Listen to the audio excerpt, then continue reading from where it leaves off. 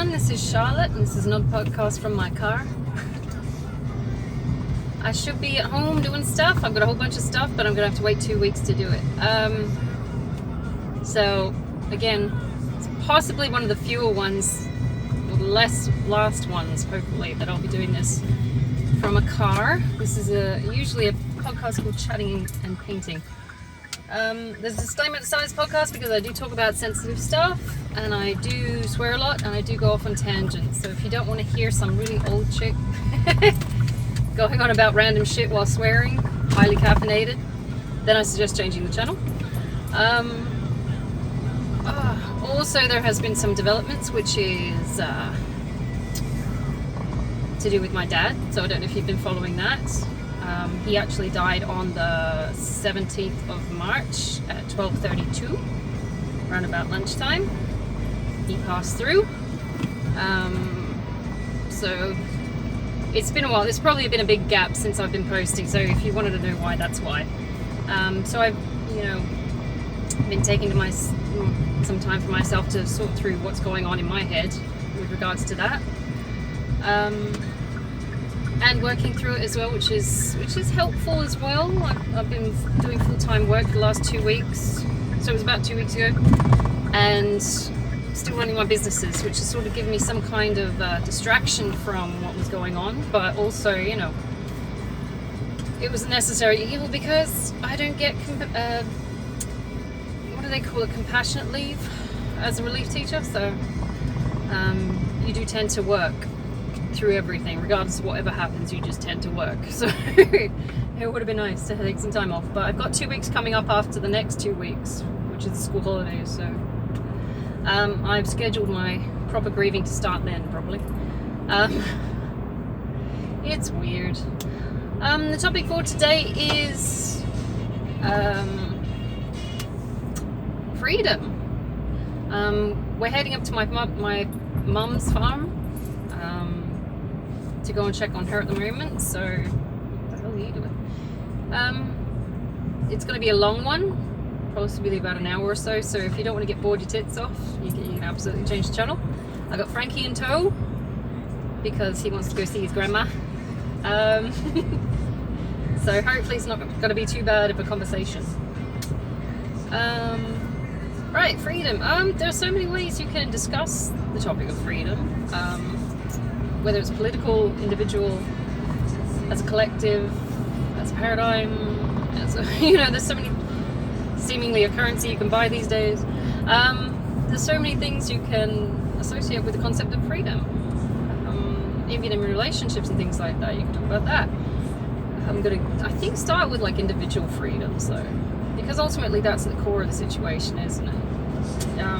In a democracy, which is seemingly what we hope to be in, we hope that we have the concept of freedom down pat, where we can actually do what we need to do without obstruction of our activities or our way of speaking or thoughts or beliefs, which is a bit tricky currently considering the events that are occurring all over the world. It seems what we thought we had in terms of freedom wasn't really as free as we thought it was. Although ultimately this has been a saga of an experience.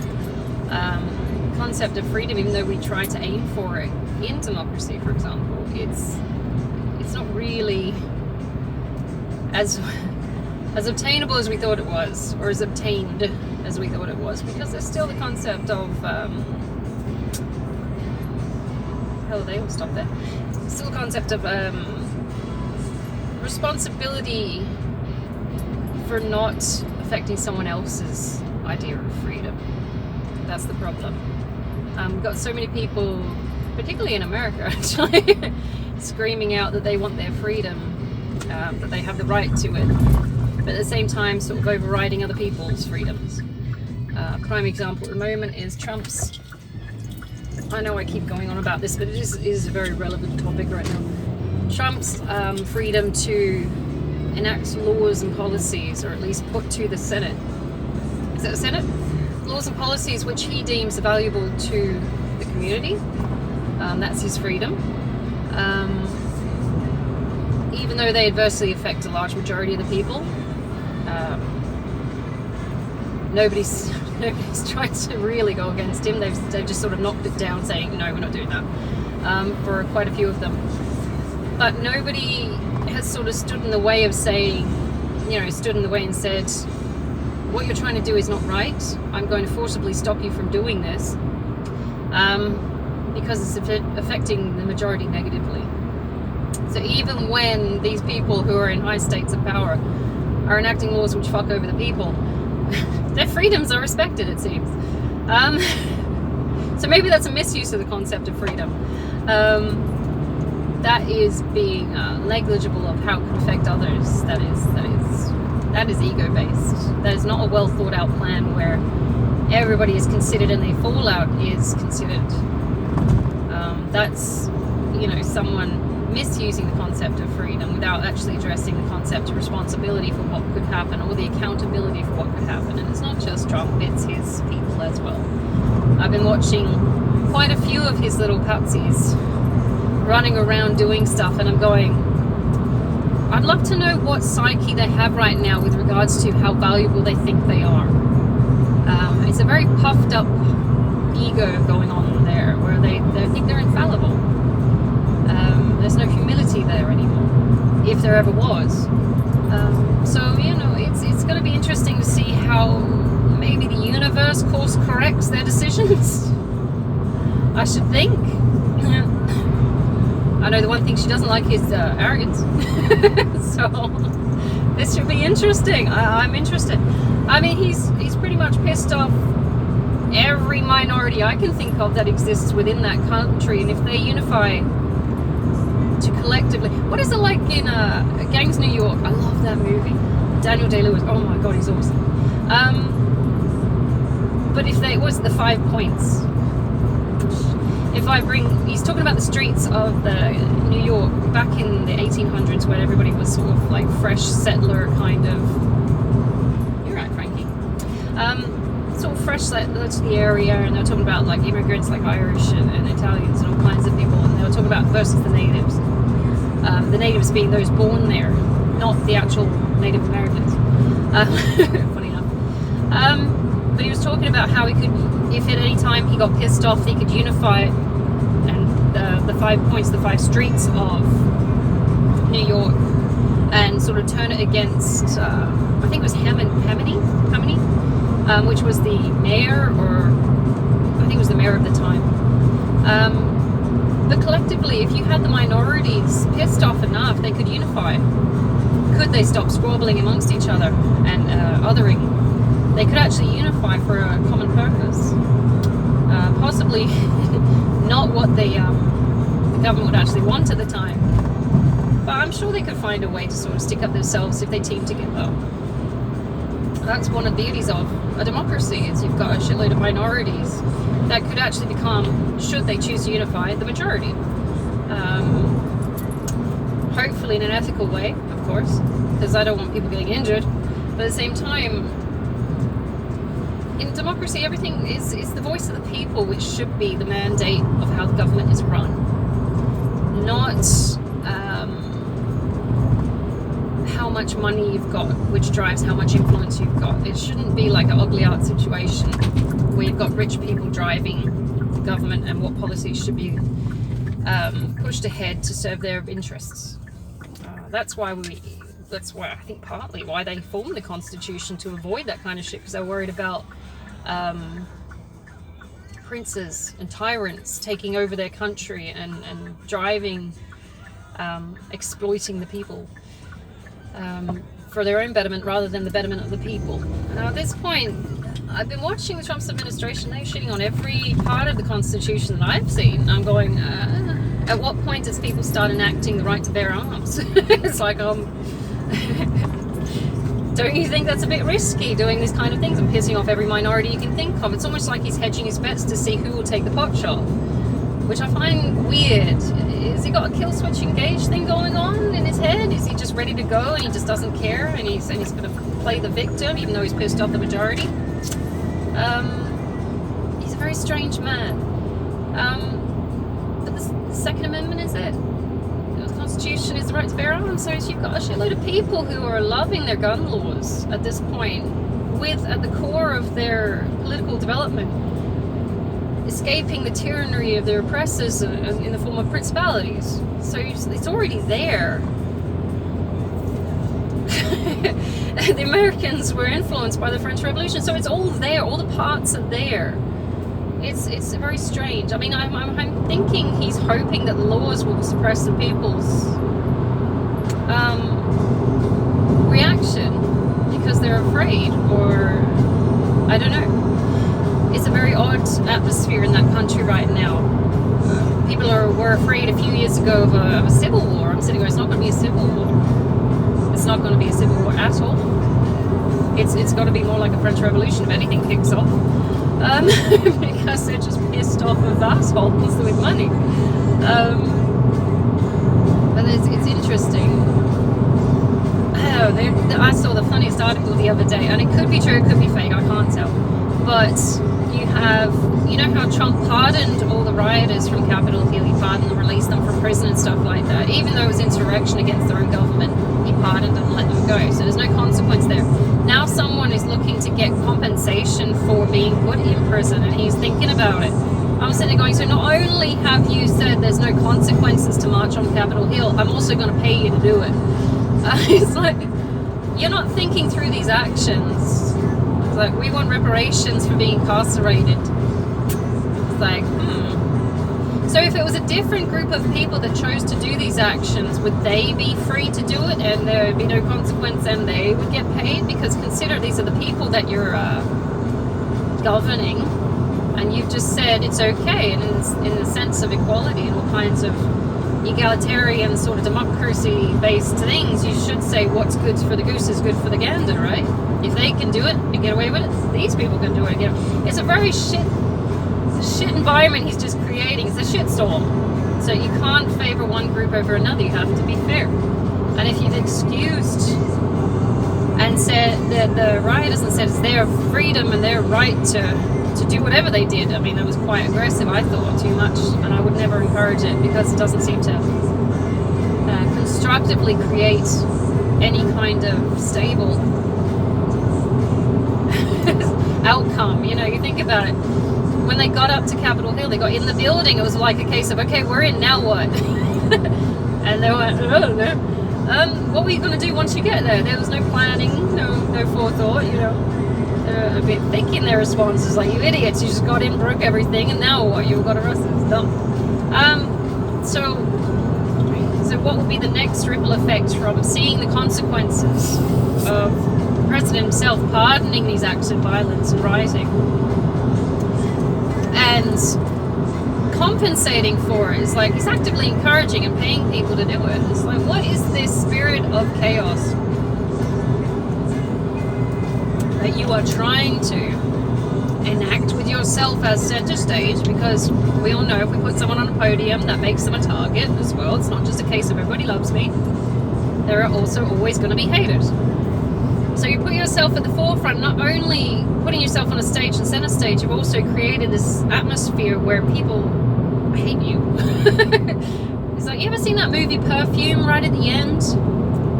How he dies? Because he spends the whole movie collecting essences of women, murdering them at the same time and collecting the essences of women. It's a good movie, you should watch it. But then he dies, and I don't want to spoil the end, but I have to explain this.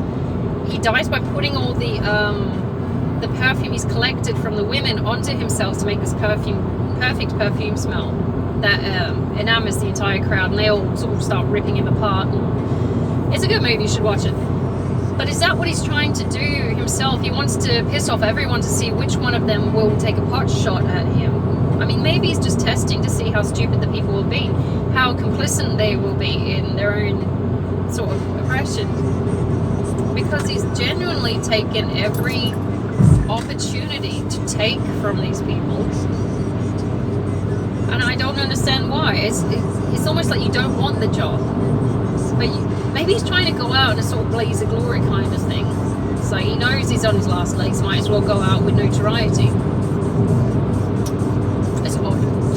It's like, how much survival instinct do you have that you would let someone treat you like this and call it governing? I don't know. I suppose that's up to them, really. Not country.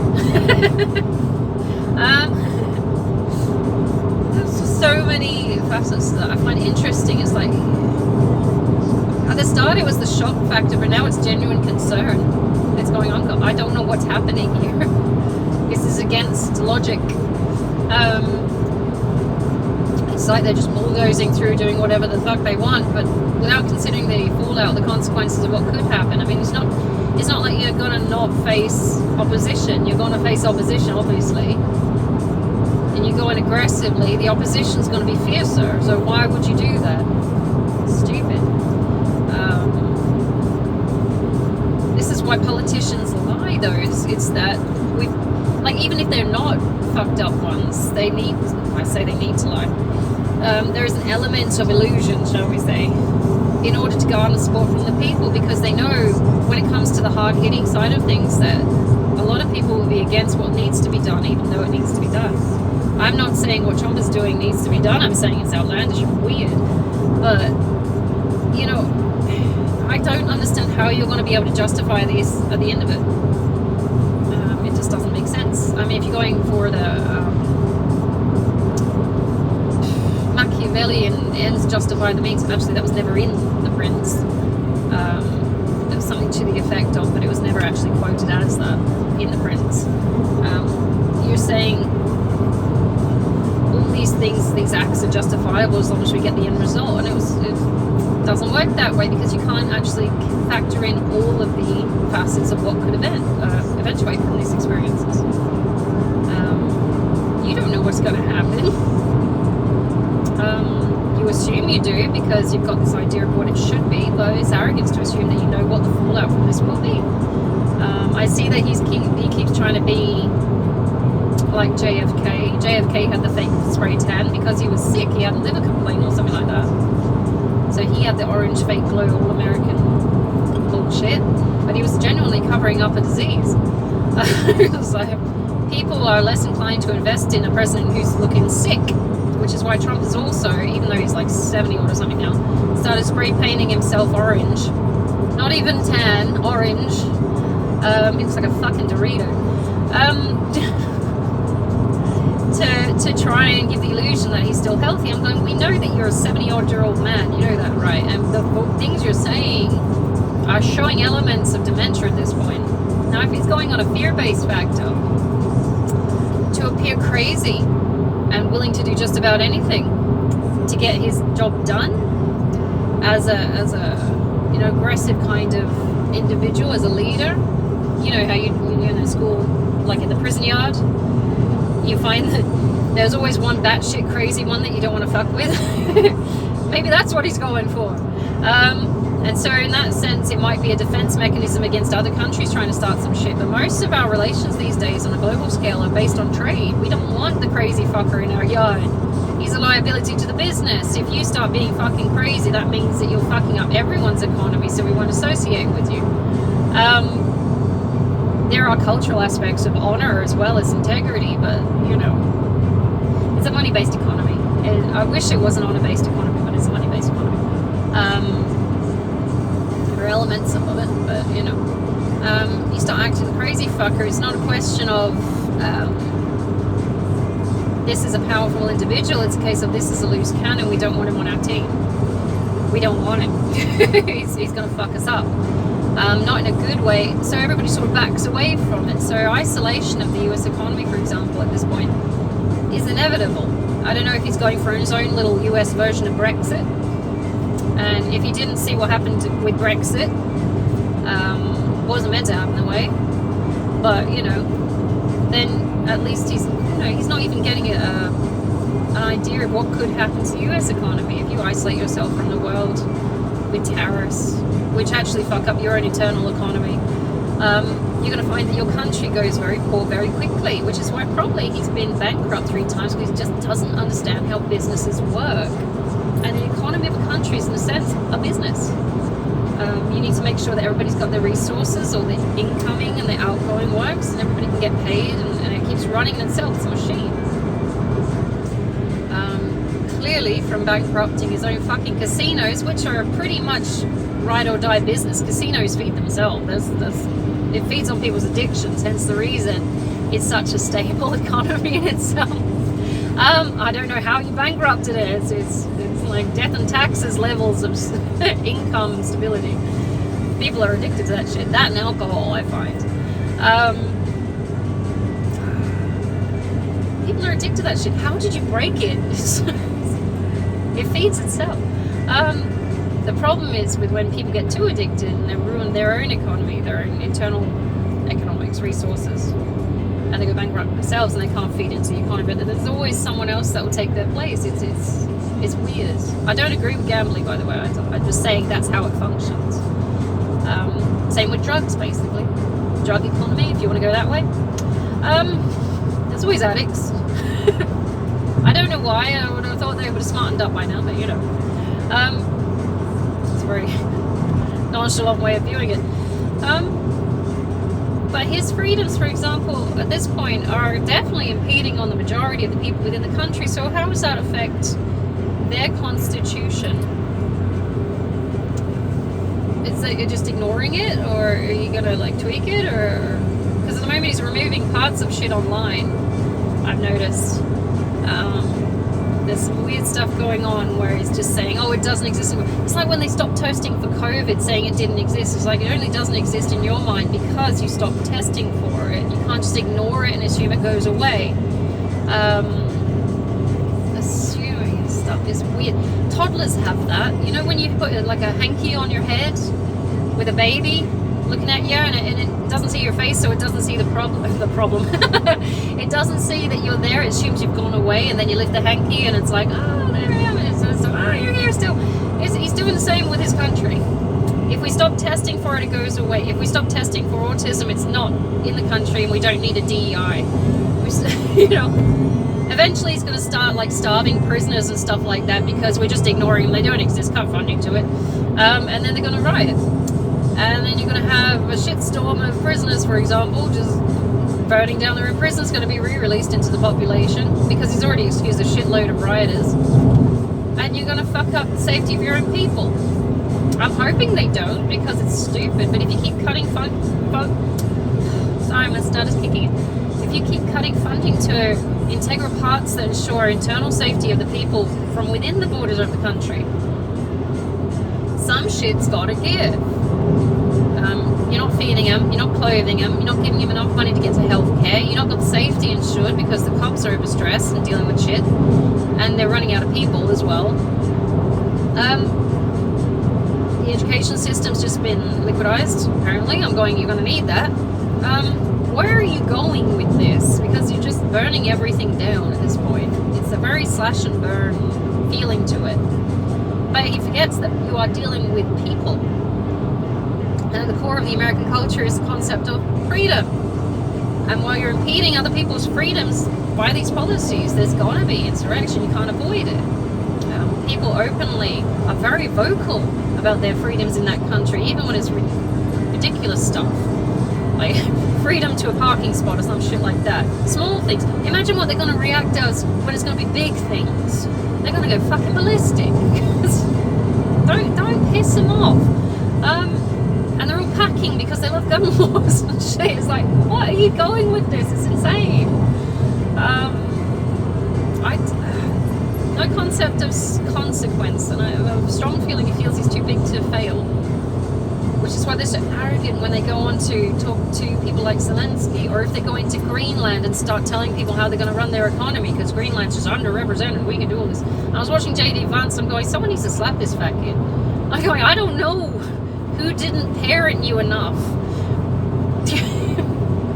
If I was that arrogant enough to walk into a different person's country and start telling them that their shit's not good enough, you'd get the smackdown. That's what is wrong with you. It's arrogance. It's like if you say it more as arrogant as possible, doesn't mean that it's the right thing to do, or loud enough, or dismissive enough. It's like it's just you're gonna get humbled some way or another. That system always corrects itself.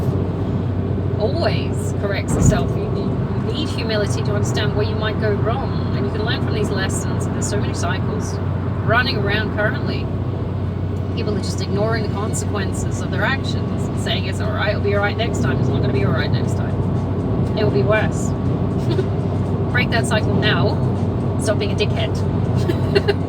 Otherwise you will get the fallout, and it's going to be tremendously cataclysmic. And I love mess in that way because I love seeing people get their comeuppance. But at the same time, it's not going to be good. Not at all.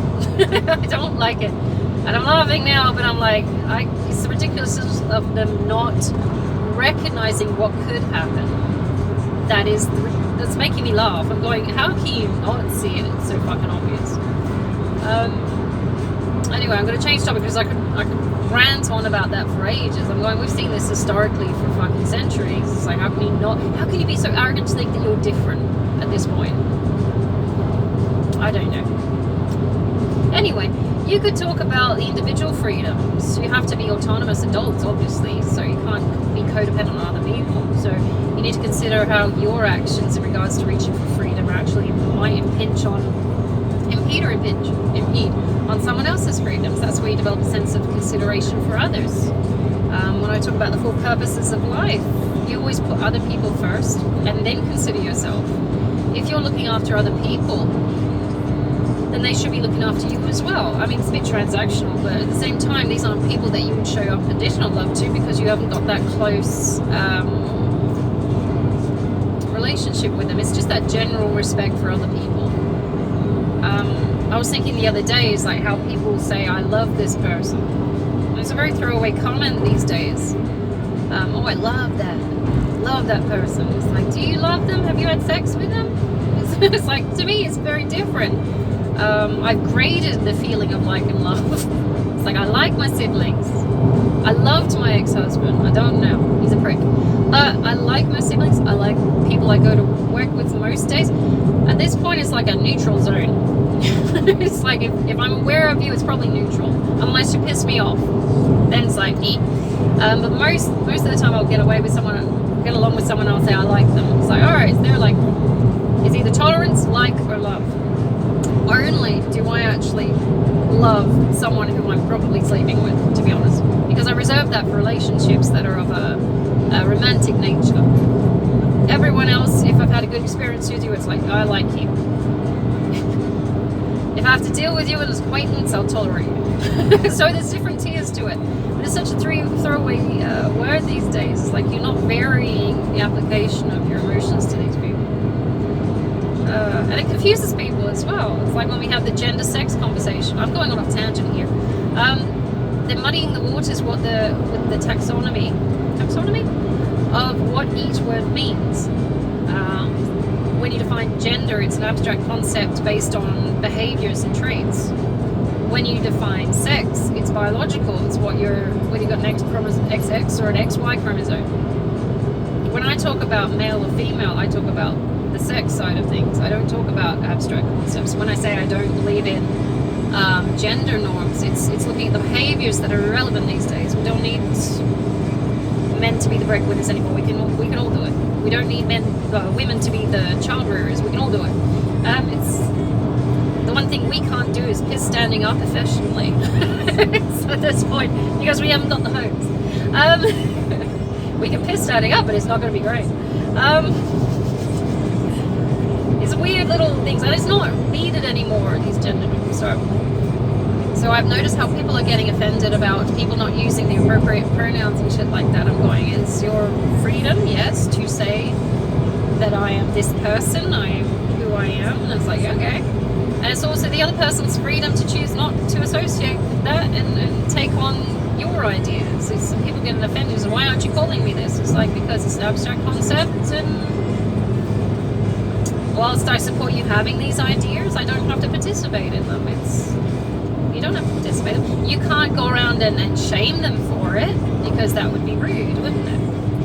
If they're respecting your right to be a male sex and a male gender norm, then you need to respect their right to be maybe a male sex but a female gender norm.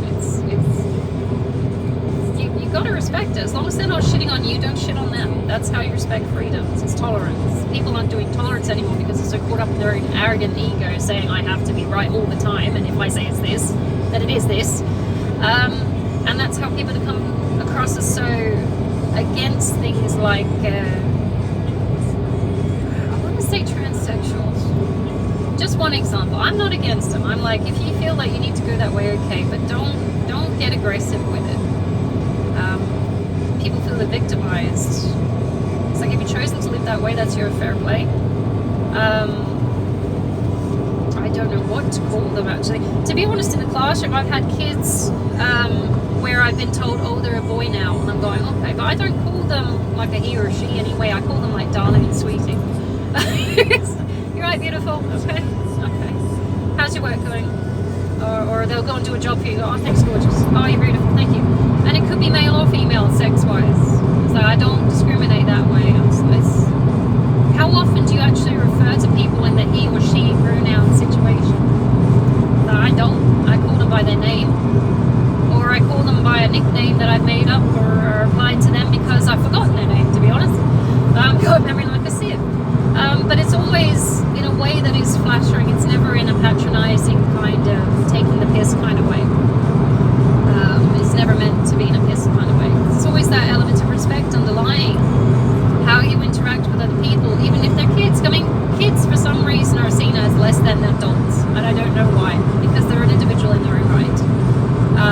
They're deemed, because they are unlearned, to be subservient to adults, and I've seen some adults that are absolutely fucking atrocious when it comes to adulting, so I don't know how you would give a child less respect than an adult.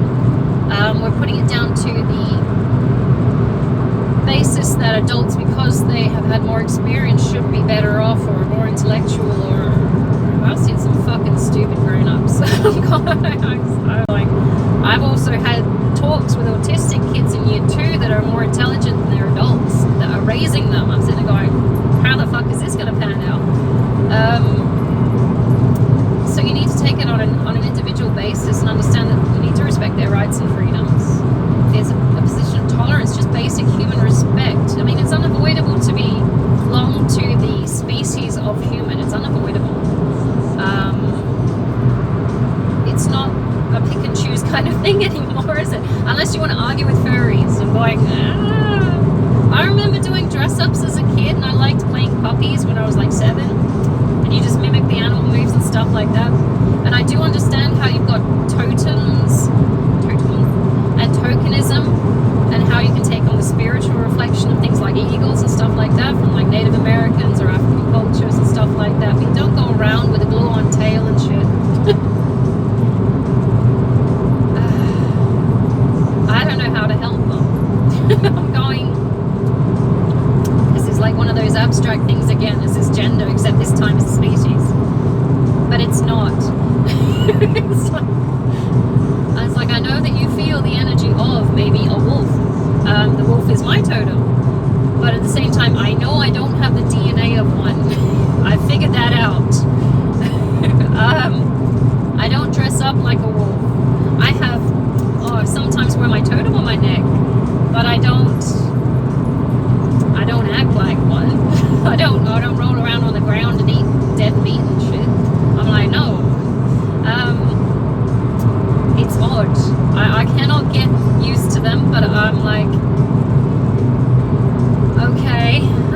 I respect your ideas and your freedoms to act this way, but at the same time, as long as it doesn't act inversely to someone else, you're not forcing someone to also act like this because you assume they need to do this to associate with you. It's like coercion. You can't encourage people to give up their freedoms under the act of coercion. Sorry, my stutters kicking in. To add value to their life or something like that. You can't. Again, you should also be not letting yourself be susceptible to coercion by valuing yourself and your own identity and your own rights in itself. The second you let your self-esteem drop, you are susceptible to things like coercion, where you're looking for that external validation from someone else to add value to your life and your existence and your identity. I myself, when I was married, was looking for some form of external validation because I already had a parental wound. I was looking for external validation from my now ex-husband, which actually impeded on my freedoms because I dropped essentially my life and my identity to go and be what he wanted me to be. And in his mind, I was that 17, naive, 17-year-old naive girl that he first met. He never bothered to actually invest in understanding or knowing who I was, what my needs were realistically. And that's how we carried on. I was submissive, which meant I dropped everything of mine. Don't ever do that, ladies. Don't ever become submissive. It's stupid. I dropped everything that I was doing, who I was, to become this wife of this man who led us fucking nowhere. It's like, and we did it for like 16 years. So it's like, I'll never do that again.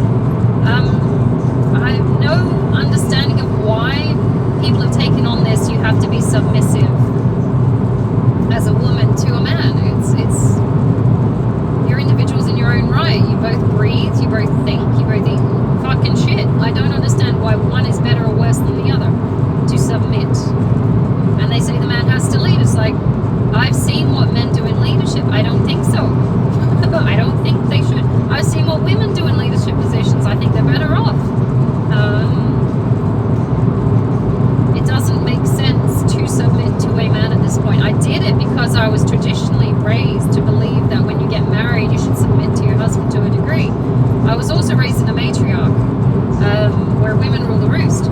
Now, I didn't mind trying the alternative way of thinking when I got married, but at the same time, I've learned that it's not constructive. You should never be submitting to another person like that. You should be co-leading, if anything. What one's strengths are is usually there to serve the weaknesses of the other, regardless of sex or gender or ethnicity or social class. What you come into this relationship as is two individuals with their own backstories, narratives, their own sense of values, their own morals, and you need to find someone that matches those so that your freedoms are not impeded on. If you're a monogamist like I am, and you end up finding somehow that you've been involved with a polyamorist, it's probably best you leave that situation, because it's only going to be damaging to the person who's monogamist, or even like restricting to the person who's polyamorist.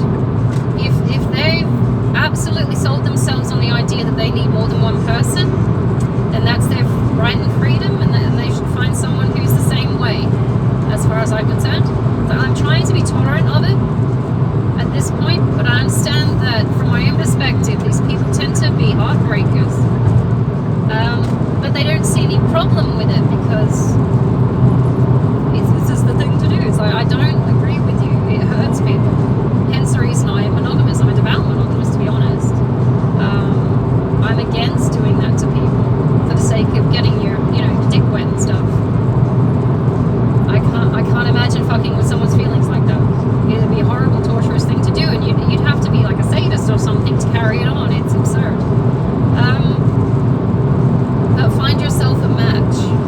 If you're a monogamous like me, I need to find a devout monogamist. I can't live with a person, and even if they say they're going to do the monogamous thing, knowing that they're not, and they're not living authentically under their own guise, because then I'm impeding on their freedoms. I couldn't live like that. I need to find a match.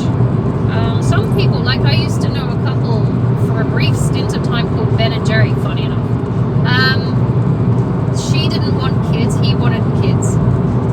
But he gave up the idea of wanting kids because she didn't. Now, he claims they do it for love, but at some point, my stutter is really kicking in. At some point, he's going to start regretting that decision, because he really wanted kids. I mean, bearing in mind he's not the one that actually bears the fuckers.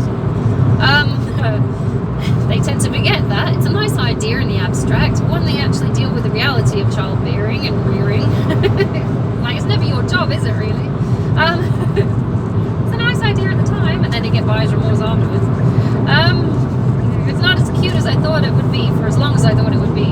Now it's grown up and it's irritating. Or is that just speaking from my parents' point of view? Let's deal with the reality of the situation before we start bandwagoning shit. But at some point, that may come up as a point of mismatching that relationship, because his freedom in that sense is to have children, whereas her freedom in that sense is to not want children. Now, it's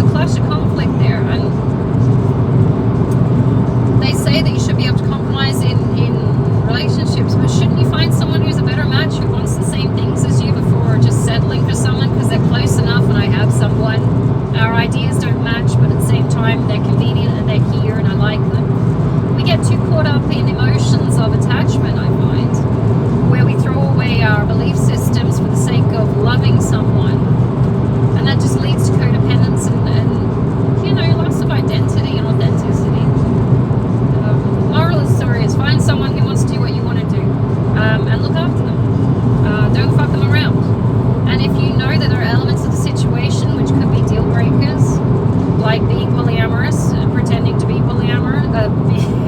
I would never pretend to be polyamorous. I know I couldn't get away with it. I'd hate myself and them. So I'd feel dirty. I could not bring myself to do it. But if you know these are core elements which don't match, then don't. It's fair enough to say, look, we had some time. This isn't going to work. I got to find someone who's my match. And the hard part is when you love someone as well is that you are willing to give up a shitload of stuff. And it should be menial shit like smoking. But instead we give up ourselves to make the situation work, and you should never give up yourself. Bad habits like smoking and drugs, definitely give them up, because you should as an adult be looking for a better way of living anyway. Don't do it because someone told you you have to do it or I'll leave you. Do it because you should be trying to better yourself. People lose their sense of their value when they take on these traits, behaviors. It's like you're worth keeping alive.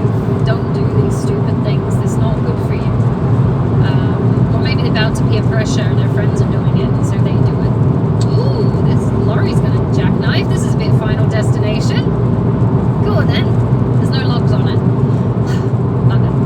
I might go around that one. Well, we do tend to give up parts of ourselves. Now, the parts we compromise with in a relationship should not be part of our core values of what are you doing, dude? Should not be part of. I'm glad I'm recording right now. It's a bit of a black box. Shouldn't be part of our core values.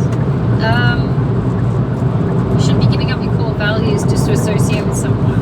It lacks authenticity for who you are. It impedes on your own freedoms to advocate for your own rights. My ex-boyfriend was very anti-religion, anti-belief systems. He was an atheist. And whilst I tolerated the fact that we didn't share the same belief systems, because I'm a divinist, the second he started trying to impede on my freedoms in that sense by digging at, constantly having a go and belittling and deriding and all these kind of things, I started railing against it, going no. And I made it very clear, you don't get to tell me what the fuck to believe. I will respect your beliefs. I'm not going to make you believe mine, but you don't get to tell me what the fuck I should believe. I've made these beliefs in my head from my experiences, my own individual narrative. I've lived this life and come to these conclusions, so this is not your business. Fuck off. It's like, and he had a real problem with that, and he would constantly keep bringing this shit up. It's like, these things are not right. What did you say? Likened my beliefs to Nazism. Going, first of all, I would never support Nazism.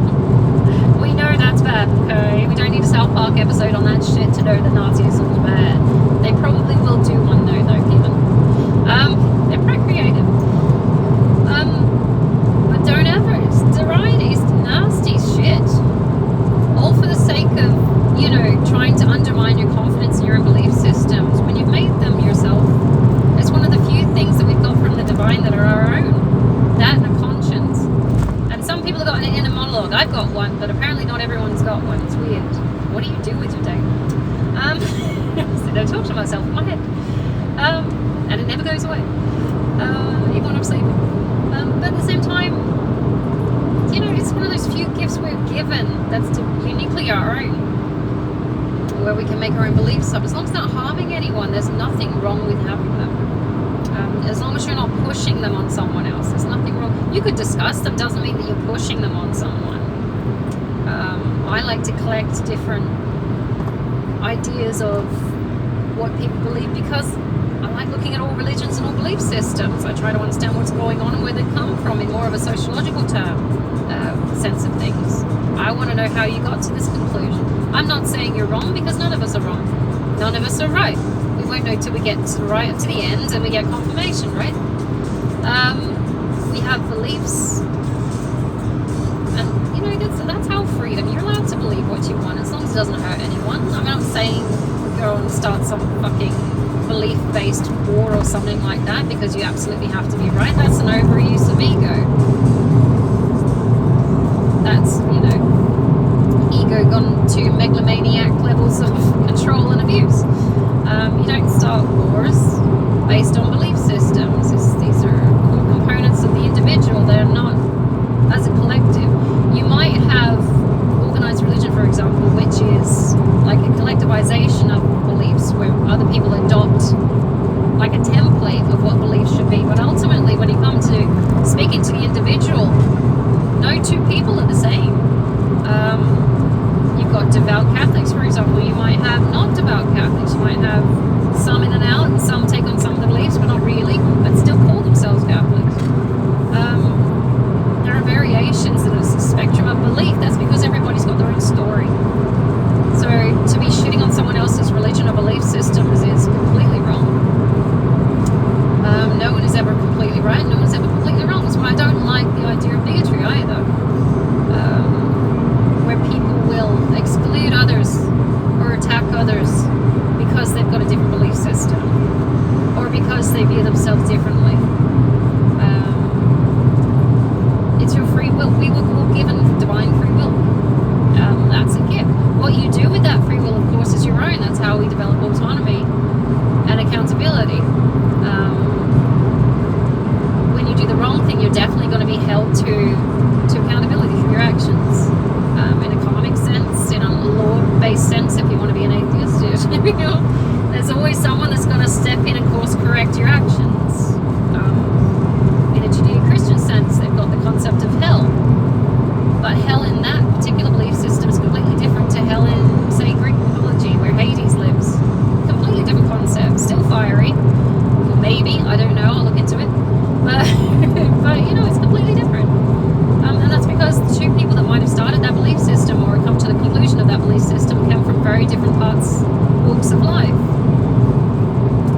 And there's no saying whether one is right or wrong, because you just don't know till you get there, until you get confirmation at the end. You'll turn up at the end of life and you go, oh yeah, that's going to be interesting. So you've got to be, it's using basic human respect and tact when dealing with others.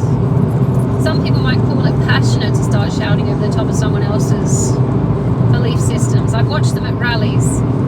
I could never go to a rally. It's way too aggressive. It's not beliefs at that point. It's getting out aggression and physicality in the situation. People are too emotionally connected to abstract concepts which are often not reflective of who's putting them out there. I know I keep going back to Trump, but it's the closest thing I've got where people are passionate. In Australia, we don't have passionate politics. I've noticed that. We generally have a protest sometimes, but it's never as aggressive and angry as the Americans. And they call it passionate, and I call it abusive. Because I've seen people like in wheelchairs and they're being shouted at from above. Or there was a woman who was shouting at a kid. I mean, first of all, why are you taking a kid to a rally or a protest or whatever? It's not the premise of child. You've got to consider safety of the child at that point. But she was like full on getting in this kid's face and the finger and everything. And I'm sitting going, dude, that's a little kid. They don't know what the fuck's going on. Why are you screaming at this fucking kid? It's not like the kid is voting in this person. So what is your problem? So it's dysfunctional in the brain. That what you do is take all your physical anger out to do in a relation to someone else's abstract concepts of what politics should be on a small child who doesn't know any better. It's fucking weird triangulations. You're weird. Ultimately, are you happy with these politics or not? If you're not happy, then don't do it. Don't take it out on the kid. It's fucking weird. You're traumatizing this kid. It's really weird. But they do it, and you sit there and think, this is a grown-ass adult acting this way. What the fuck do they do in their everyday life that they're willing to do this to a small child? It's absurd. And what about the freedoms of the child that you're just abusing right there? It doesn't make sense. What are you doing? You're embarrassing yourself. There's an element of a lack of civility in that particular circumstance. Where people call themselves party to a civilized nation, but at the same time it's not civilized. I don't know what they're doing. I mean, they're bordering on throwing shit at each other. I've seen pictures of security camera of pictures of Walnut. I I want to go to a Walmart only for the freak factor. I want to go there just to see what they do. It's like Ripley's Believe It or Not, but shopping experience. And they're like shitting on the floor and stuff. And they'll just go to an aisle, drop their DAX and just shit. And I'm going, I can't believe you did that in public. But they got recorded, and like there's bare minimum consequence for it. I'm going, I don't know what's going on with this culture, country, these particular individuals that think it's okay to do that. I don't know. But they deem themselves to be a first world civilized culture or country, and yet you still have individuals doing this kind of stuff, and it's pretty widespread as well, which I find weird. But they'll say it's my freedom to shit on the floor in a Walmart, and you'll go, Constitution.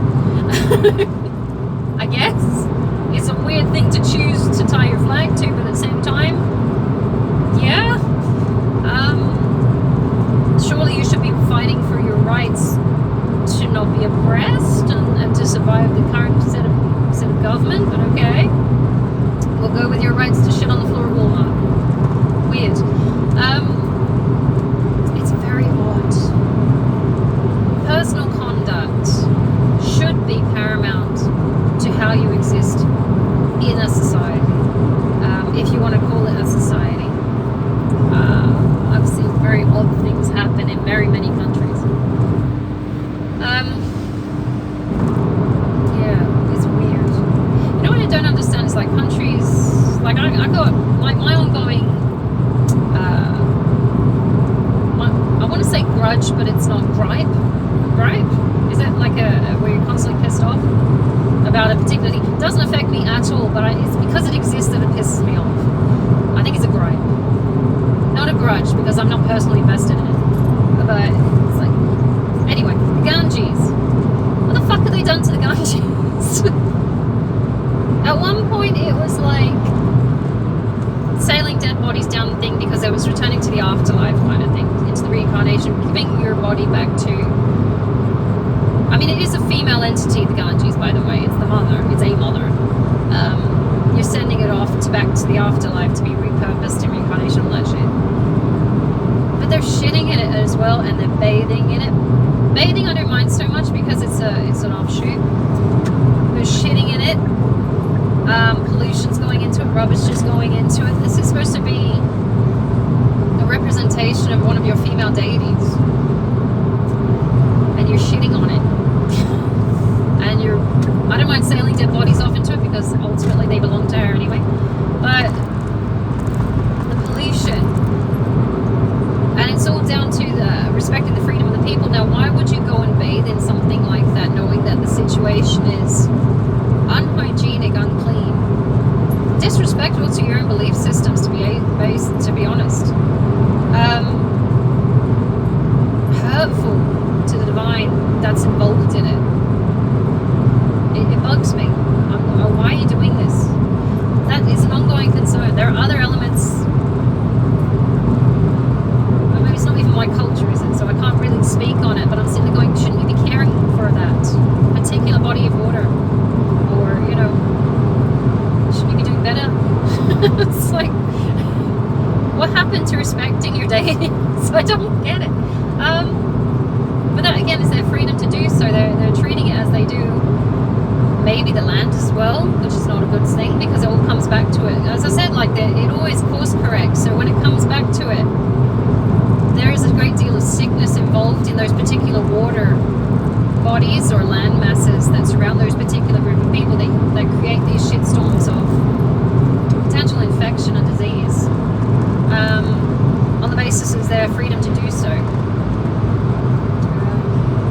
It always comes back. So you've got to be mindful of what your actions are doing and understand how it might be affecting other people. Now, the people who don't do these practices of dropping litter and pumping petrol and shit into river and water bodies, they also have to live with consequences of someone else's freedoms.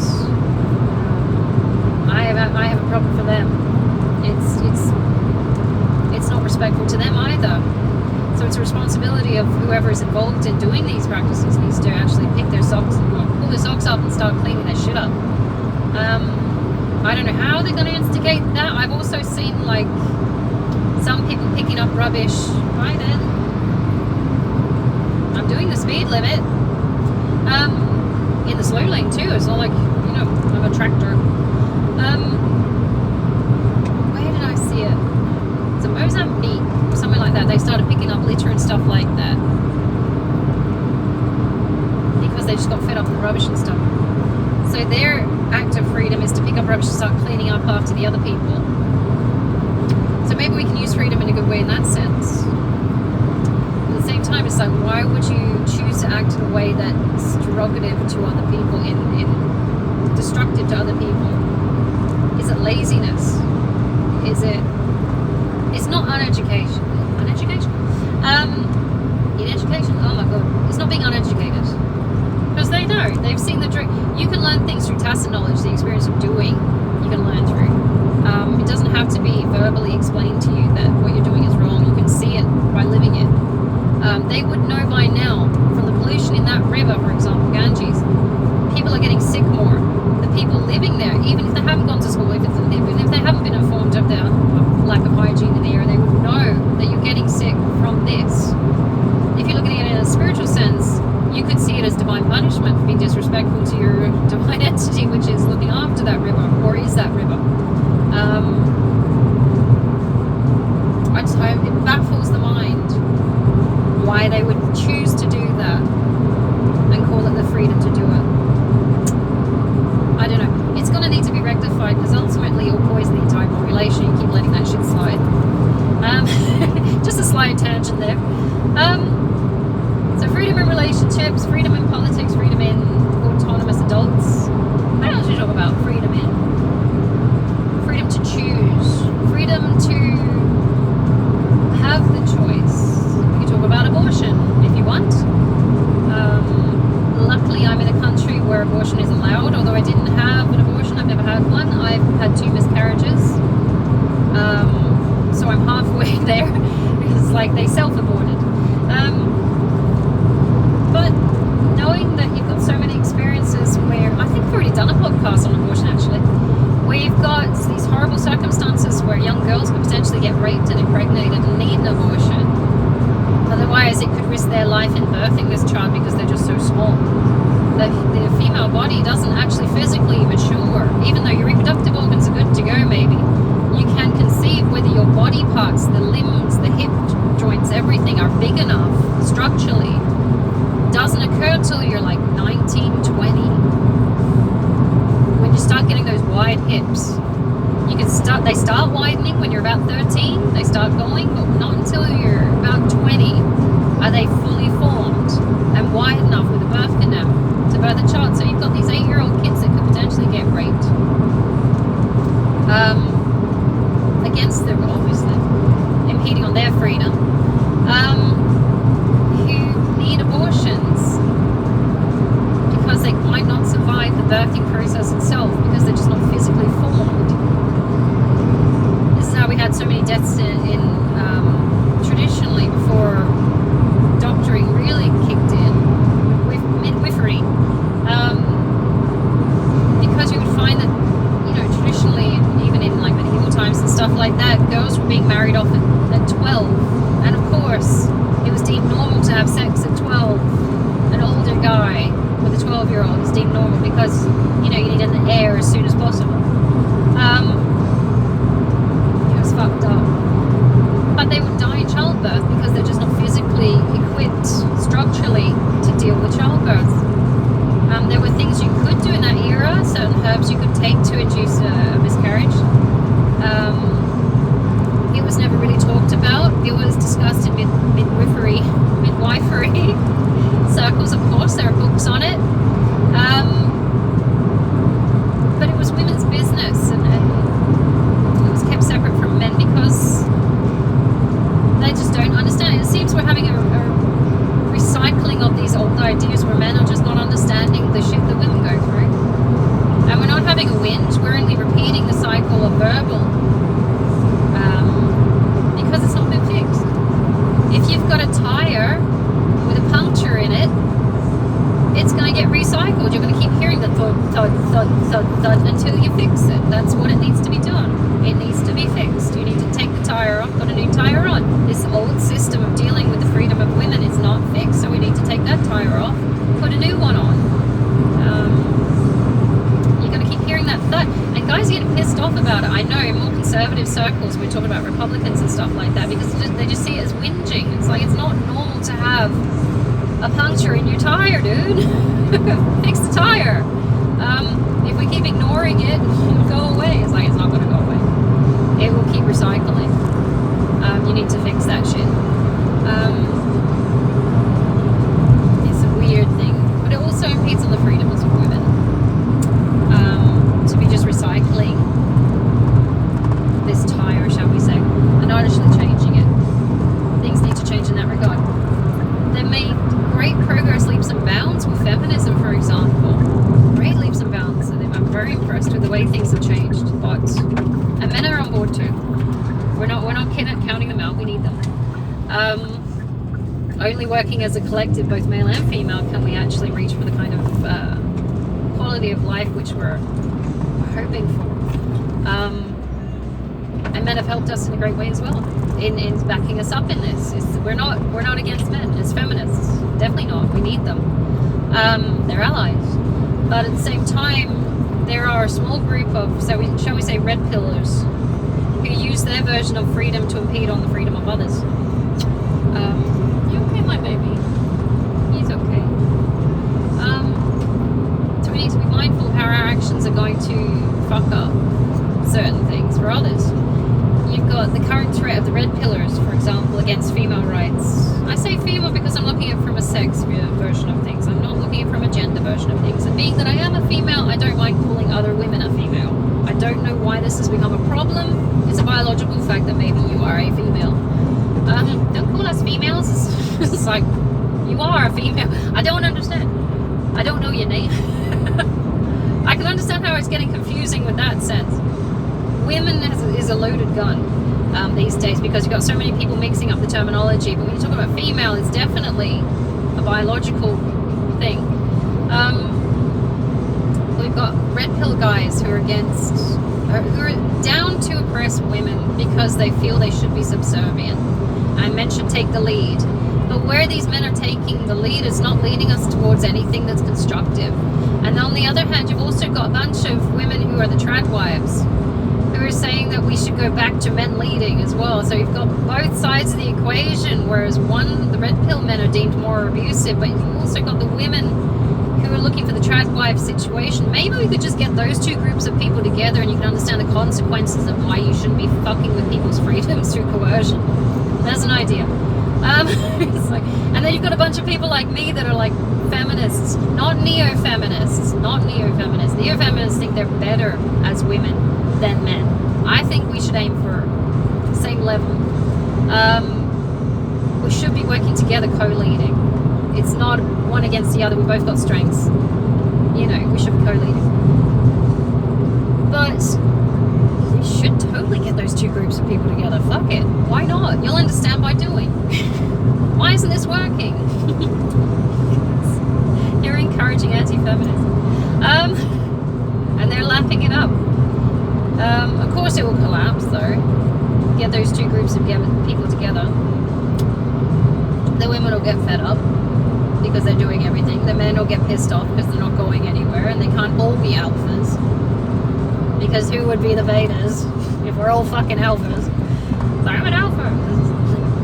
You're not anything, mate. You're just a very loud, squeaky wheel. You're not going anywhere because there's a puncture in the fucking tire. So I don't know. Where are these metaphors coming from? Yeah, it's weird. We should totally get those two together. Let's see the value of how much do you value your freedom that you would submit to a man like who's going nowhere? And she would, if we're going for the trad wife, she would actually impose these restrictions on him, what he would deem as restrictions. You should be doing the traditional thing of a man. If you're expecting a woman like that to submit to you, you need to actually provide and do the traditional man stuff. So he would find it restrictive because he can't go to strip joints and smoke cigars and shit like that because she wouldn't put up with it because you would do the right thing. It would be very interesting to see how that would come across. like, you would hate it. Both of you would hate it. He would feel restricted. She would feel oppressed. And it would collapse. Maybe we should test that. I'm not going to do it because I've already done the submissive shit. I'm not doing that again. I did it voluntarily. I'm not doing it again. I was like, no, my plan's better. Ultimately, they should come together though. But it's the impeding on other people's freedoms to push your ideologies of the red pill guys. Now that's creating a generation of boys, and we've seen it through the series Adolescence, is it, on the UK channels, where guys, like young boys who cannot handle rejection from girls they like are going after them in a violent way. I cannot understand why they can't understand that even though one person rejects you, there may be others that want you. But it's that damaging inability to deal with rejection, assuming that because you're an alpha that you're the best and you should lead and you get control of the situation. All it is a fear of lack of control. That's why they push for it so hard. And because in times like now where we get in cost of living crisis and the prospect of potentially conscription and stuff like that, men are fearful that they will have control taken away from them, control of their own lives, of course. And so they lend themselves to these talkers, not stalkers, these speakers of the Red Pill Nation, who tell them you can have it all. You can have money, you can have women, you can have control of the situation. You just got to be an alpha, and sleeping is gay, and you can get it done. And you sit there and think this is irrational. First of all, control is an illusion. If you want to go that far, and it's an existential crisis kind of way, which I find hilarious. People bank on these concepts so fucking hard and then lose their mind when they can't keep it. But in times of crisis like this, we are seeing boys who are fearful of things occurring to them where they don't have a sense of control of their own identity, who they are, what they need to do. Lapping up the red pill people who are leading them down a path of destruction. Now, if you keep being nasty to girls, they're not going to hang around you. If you keep telling girls that you should submit to me because I'm a male and I'm an alpha and all this shit, girls are going to look at you like you're fucking crazy for a start. And the nastiness that goes along with it as well. Girls don't like that. They don't like nasty. They won't hang around for it. At some point, they might be trauma bonded to it at the start, but at some point, they're going to recognize that it's abuse and they will leave and you will be alone. Even if you keep finding new one after new one after new one, eventually it's your behaviors that are going to reject the women, not you yourself. You might be a wonderful person, but the behaviors you have adopted because of these red pill guys who are telling you have to act this way to attract a mate and control and hold on to them because you're the alpha and you've got to lead. It's like, that's not going to happen. It's self-sabotage. You're going to cut your own fucking legs out from underneath you. What's the matter, Bubba? We're nearly there. Nearly there. The best thing you can do is try to see women from eye to eye and understand where they're coming from. We're not saying that it's the argument of the man and the bear and all that shit. We've done that one. It was hilarious.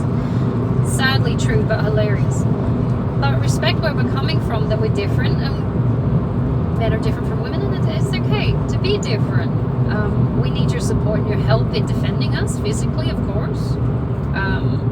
There's always going to be some kind of villain in the world. Unfortunately, it's aggressive and abusive men for the most part. As a woman speaking, I've had very few experiences where men haven't done something fucked up. I've had few experiences where women have been fucked up, like acted in a fucked up way. We are nearly there. Can you just hold on, doggy? Don't be these aggressive, angry guys. You will not get women. If you try and act that way in business, you will lose your business. Your work is okay. We're pulling over. Okay, this must be urgent. Do you need to wee? Ooh, sorry about that. Frankie needed a quick whiz, strangely. Very much you got to respect people. If you want to get them on board, you got to respect them. Whether you're trying to find a boy, say a boy, a man, or a woman, decide with you in a partnership, it should be based on respect. You should be not impeding on their freedoms. You know, it doesn't do well to become a dictator in those situations, because first of all, you're going to have people railing against you, or abandoning you, or just generally being nasty back. Some people like arguments in relationships. I don't understand it. It doesn't seem to be the purpose for which they were created. But some people are into it. I'm going to have to hurry up with this because I think my phone's going to cut out soon. Ultimately, oh shit, you want to slow the fuck down, guy? Ultimately, what you consider your freedom should not be impeding negatively on someone else's freedoms. It should be an enriching experience that adds to a community or society. It should be adding value. It should be contributing equally. It should be valuable. Adding a voice to a situation, maybe telling your story or a narrative, giving and contributing to a society, like in a multicultural society. Like Australia's pretty multicultural. We've got lots of different cultures. America's the same. UK's the same. Everybody brings a richness of their own story and narrative to that situation, and they're given the freedoms to voice that, and it adds to the story of what being Australian actually is, or being American, or being United Kingdom. No, English. No, British. It adds richness to the story, so you shouldn't be trying to shit on someone else's voice for the sake of saying that you're right or I'm right, or it's differences of opinions will add value to a society. I'm gonna have to leave it there. I'm hoping you guys have a fantastic Sunday. I'm gonna have to leave it there because I think my phone is gonna actually cut out. Have a brilliant Sunday. I'm not going to be talking about my dad anymore. We've got he was cremated on last Thursday. So we're going to be doing a thing where we put his ashes in a plant pot and put a plant on the top, like a tree on the top.